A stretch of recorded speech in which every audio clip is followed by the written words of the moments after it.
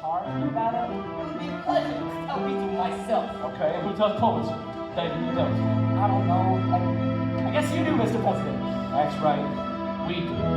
What do we tell them? Newspaper owners need to respect your rights as employees. Pulitzer owners got to respect the working rights of the kids of the city. They can't just change the rules whenever they feel like it. Yeah. We do the work, so we get a say. You got a union.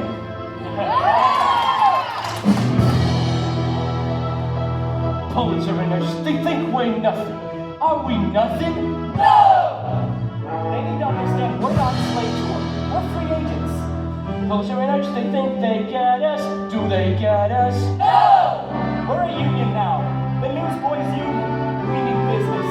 Even though we ain't got hats or badges, we're a union just by saying so. And the world will know. Let's just let some other kids can come along and sell our papes. Just let them try. No! We can't beat up on other kids. We're all in this together.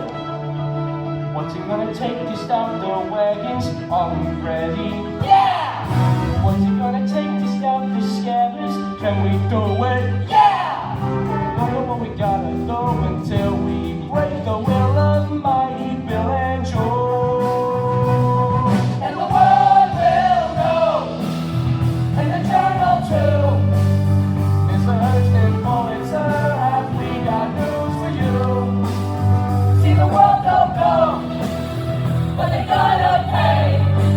Instead of hawking headlines, we'll be making holiday. And our race will go. And we can free.